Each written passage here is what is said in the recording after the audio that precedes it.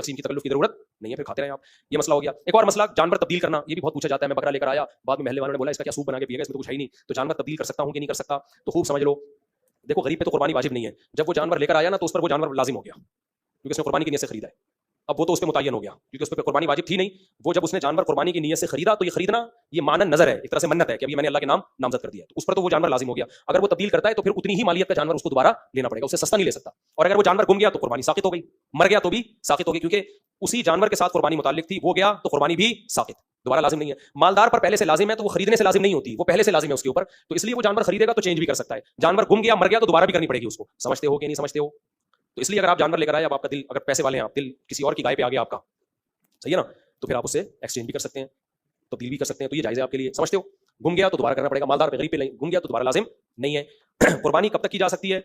आजकल ये मसला बहुत लोग पूछ रहे हैं। अमेरिका में लोग हैं, कुर्बानी पाकिस्तान में कर रहे हैं, ऑस्ट्रेलिया में है, कुर्बानी पाकिस्तान में कर रहे हैं, कनाडा में है, कुर्बानी पाकिस्तान में कर रहे हैं। अब आज 14 जून है और पीर को पाकिस्तान में कुर्बानी है। अमेरिका में 12 या 11 घंटे के बाद बकरीद शुरू होगी, तो अमेरिका वाले की यहाँ कनाडा, या कनाडा वाले की यहाँ किसी ने सुबह ही कुर्बानी कर दी, तो कनाडा और अमेरिका वाले की कुर्बानी नहीं होगी, क्योंकि उसकी बकरीद शुरू नहीं हुई है।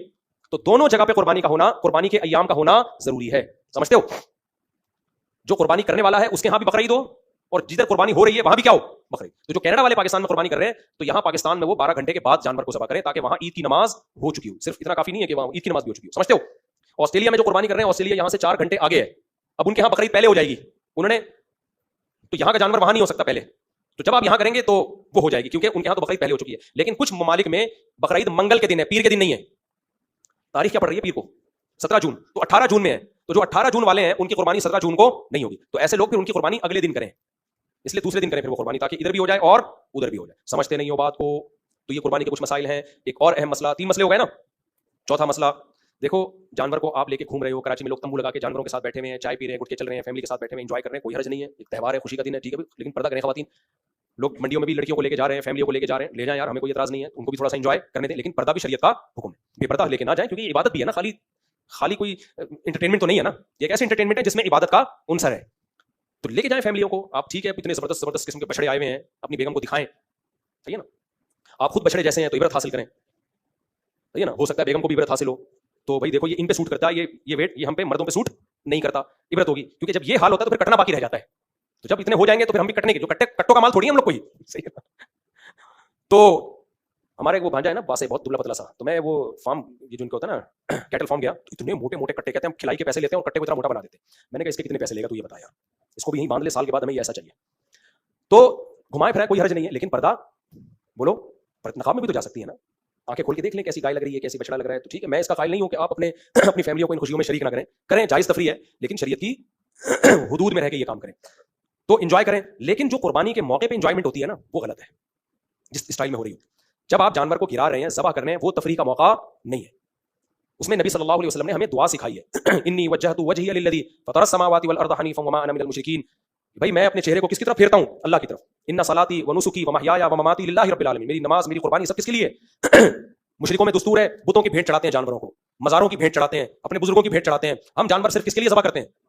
हत्ता के पैगंबर के लिए भी जानवर ज़बह नहीं कर सकते। सवाब पहुंचाने के लिए तो कर सकते हैं भाई, अपने अब्बा के लिए भी कर सकते हैं ना, सवाब पहुंचाने के लिए, तो पैगंबर के लिए भी, जैसे हज़रत अली ने की कि कुर्बानी नबी के लिए, नबी के ज़ाहिर सवाब पहुंचाना मकसद था ना, लेकिन तकर्रुब, कुर्ब हासिल करना इसमें किसका है? सिर्फ अल्लाह का। इसमें किसी और को आप शरीक नहीं कर सकते, किया तो शिर्क हो जाएगा ये। तो हमारे ये बात कंप्लीट कर लूं, तो हमारी कुर्बानी सिर्फ और सिर्फ किसके लिए? अल्लाह के लिए, क्योंकि इबादत है, इबादत सिर्फ अल्लाह के लिए होती है। तो वो मौका जिक्र का, दुआओं का है, उसको भी तफरी बना लिया लोगों ने, हुटिंग, सीटियां और कह के, ये मौका नहीं है। उस वक्त थोड़ी सी संजीदगी पैदा करने की जरूरत, अल्लाह की तरफ तवज्जो पैदा करने की जरूरत। समझते? इब्राहिम अलैहिस्सलाम ने जब अपना बेटे को लिटाया था, तो क्या ये हालत थोड़ी थी जो हमारे यहाँ होती है जानवरों को ज़बह करते हुए? तो थोड़ा सा जो है ना, उसमें कुछ संजीदगी पैदा करने की जरूरत है। कुछ सब लोगों से क्या भाई, अल्लाह का नाम लो, अल्लाह का जिक्र करो, जिक्रुल्लाह का मौके है, वो इबादत का मौके है। फिर जब गोश्त तैयार हो जाए, फिर खाएं कबाब पराठे, एंजॉय करें। जानवर ज़बह करते हुए सीरियस होना जरूरी है। उस वक्त हुटिंग, सीटियां और पूरी महल्ले से जो छतों पे चढ़ के लोग देखने में कोई हर्ज नहीं है भाई, जिक्र करो उस मौके पे, उसको तमाशा ना बनाओ। समझते हो कि नहीं समझते? ये कितने मसले हो गए? 4 मसले हो गए। 5वां मसला, कसाई को बिल्कुल अलग से आप उजरत दें। कुर्बानी के गोश्त में से उजरत देना जायज नहीं है, अलग से उजरत दें उसको, उसका गोश्त से कोई लेना देना नहीं होना चाहिए। बाद में फी सबीलिल्लाह खिला दें गोश्त, तो किसी को भी खिलाया जा सकता है। ये 5 अहम मसले थे जो मैंने बताए हैं। और कुर्बानी का एक हिस्सा सदका करना बेहतर है, वाजिब नहीं है, खूब समझ लो। 1/3 सदका करना बेहतर है, वाजिब नहीं है। बल्कि उलमा ने लिखा है कि अगर किसी की फैमिली बड़ी है और ज्यादा मालदार भी नहीं है वो, तो उसको फिर अपने बच्चों को खिलाना ज्यादा बेहतर है। जो गरीब लोग होते हैं, पूरे साल गोश्त नहीं मिलता उनको, अब उन्होंने पैसे जमा करके बकरा काट लिया, गरीब के बच्चे खुश होते हैं, चलो जी पूरे साल आज हमें बकरा खाने को मिलेगा, अब्बा ने 1/3 उठा के बांट दिया, ठीक है ना। तो पहले किसका हक है भाई? अपने बच्चों का। हाँ, जो मालदार पूरे साल गोश्त खाते रहते हैं, वो 1/3 लाजमी सदका कर दें, 2/3 सदका कर दें, पूरा सदका ना करें। ये भी एक अहम मसला है। ये 5वां मसला होता यह है कि यूरोप अमेरिका में बहुत से लोग अपने घर में कुर्बानी का गोश्त खाते ही नहीं। मालदारों के घरों में भी हो गया, वो कहते हैं हम तो पूरे साल गोश्त खाते हैं, फोन कर दिया एक हिस्सा मेरी तरफ से फला जगह डाल के पूरा हिस्सा सदका कर देना। भाई अगर ये सदका ही सारा करना होता तो फिर अल्लाह हमें सीधा सीधा कह देता कि पैसे दे दो। क्या ख्याल है भाई? तो ये त्यौहार भी तो है ना। अल्लाह ताला ने 4 रोजे हराम क्यों कर दिए? 10, 11, 12, 13 4 रोजे हराम है। पूरे साल में टोटल 5 रोजे हराम है, एक ईद उल फितर का और बकरीद के 4 हराम है। हालांकि ईद का दिन तो सिर्फ 10 तारीख है। क्यों हराम है? इसलिए कि हदीस में आता है अय्याम अकलिन मशरूबिन है, ये अल्लाह की तरफ से क्या है? ज़ियाफत है। तो इसमें कुर्बानी के गोश्त में गोश्त का उनसर कम है, अल्लाह की ज़ियाफत का उनसर, ज़ियाफत समझते हैं ना, मेजबानी। तो ये तकब्बुर है कि मालदार आदमी बोले कि मैं तो पूरे साल गोश्त खाता हूं तो मुझे क्या जरूरत है। ये ऐसे ही है जैसे आपकी मां ने दावत की और बड़े मोहब्बत से आपके लिए कोफ्ते बना के रखे, आप कहते हैं अम्मा मैं तो पूरे साल कोफ्ते खाता हूं, ये उठा के किसी गरीब को सदका कर दो। तो अम्मा के दिल पे आरे चलेंगे कि नहीं चलेंगे? अम्मा बोलेगी तू बड़ा मालदार बन गया है, तू कोफ्तों से ऊपर की चीजें खाता है, अभी तो मैं तुझे खिला रही हूं। तो जो फर्माबरदार बेटा होगा निवाले भर भर के खाएगा, खिचड़ी भी पका के खिलाएगी ना तो भर भर के खाएगा। वो ये नहीं कहेगा अम्मा मैं तो पूरे साल बिरयानी खाता हूं, मुझे खिचड़ी में कहां मजा आएगा। तो तकब्बुर है ये। तो जब अल्लाह ताला ने एक ज़ियाफत की है, एक इंतजाम किया और इतनी खानदानी ज़ियाफत के रोजे को हराम कर दिया, रोजा हराम कर दिया, क्या पाबंदी है तुम पे रोजा रखने पर, तो फिर आप कहें कि मैं तो चूंकि एक्चुअली पूरे साल गोश्त खाता हूं तो सारा सदका करता हूं, मुझे क्या जरूरत है। हमारे नबी को जितनी बेरगबती खाने पीने में थी ना, इतनी दुनिया की किसी चीज में नहीं, खाने को हाथ ही नहीं लगाया हमारे नबी। एक दिन फाका, एक दिन खाना, और वो भी बहुत थोड़ा, सिर्फ खजूर और पानी।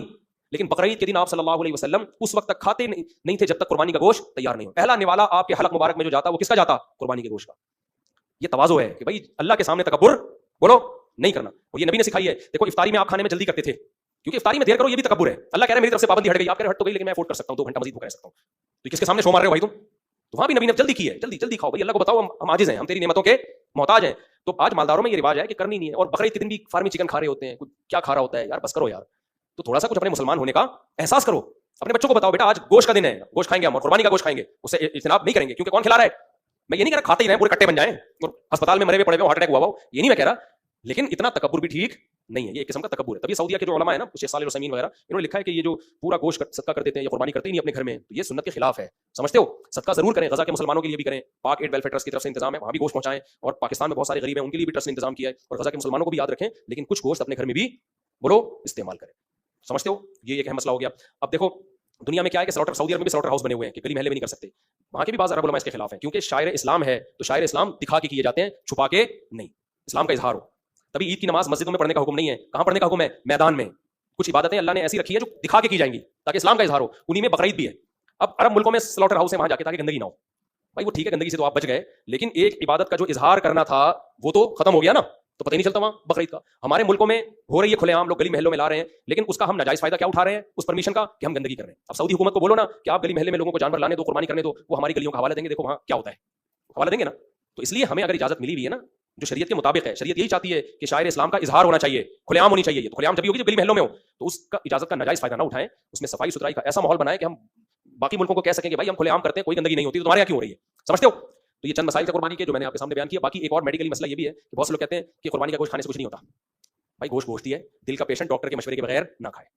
समझते हो? अभी कुछ दिन पहले एक साहब तबलीग में गए, हार्ट पेशेंट थे, तबलीग से आए तो मैं सलाम कर रहा था तो गुस्सा कर रहे थे। मैंने कहा क्या हुआ? कह रहे मैं गया, मुझे डॉक्टर ने परहेज बताया था, तो उन्होंने मुझे कहा कि अल्लाह के रास्ते में खा लो कुछ भी नहीं होता। तो मैंने कहा फोड़ दिया, मैंने सब कुछ खाया, उसके बाद तो फालिज हो गया हूँ। तो अल्लाह मियां ने ठीक है इसमें बरकत है, लेकिन वो बरकत आप अफोर्ड कर भी पा रहे हो कि नहीं कर पा रहे? तो इसलिए ऐसा ना हो कि कुर्बानी का गोश्त है तो हार्ट पेशेंट फोड़ना फाड़ना शुरू करते, चर्बियां उठा के फोड़ रहे हैं कि कुर्बानी का है, क्योंकि कंप्लेंट्स भी बहुत आती है बकरीद के बाद। तो आप अपनी सेहत के हिसाब से खाओ, गाय नहीं खा सकते, बकरा खा लो, बकरा नहीं खा सकते, तुम्बा खा लो, और अगर इस पर भी पाबंदी खाली शोरबे का पी लो, बस सवाब मिल जाएगा। हाँ जो सेहतमंद लोग हैं तो वो खाएं, जिनको दिल की बीमारियां नहीं है, तो जिनको है वो डॉक्टर से पूछ के खा लें, जो नहीं है तो वो फोड़ फाड़ दें। तो गोश्त खाने से बीमारियां आती नहीं है, ये ज़हन में रखें। और कुर्बानी के गोश्त में अल्लाह ने एक अलग किस्म की लज्जत रखी है, एक अलग ही लज्जत अल्लाह ने रखी है, और तजर्बा ये है कि ये गोश्त जल्दी हजम होता है। लेकिन मैं अपना तजर्बा सिर्फ शेयर कर रहा हूँ, मैं कोई डॉक्टर नहीं हूँ कि इस तजर्बे के चक्कर में आपको मैं तजर्बे की भेंट ही ना चढ़ा दूं कहीं। लेकिन इसमें अल्लाह ने एक अलग लज्जत भी रखी है, हजम भी ज्यादा होता है, और इस तरह से बोझ नहीं बनता जैसे आम दिनों में जब आप गोश्त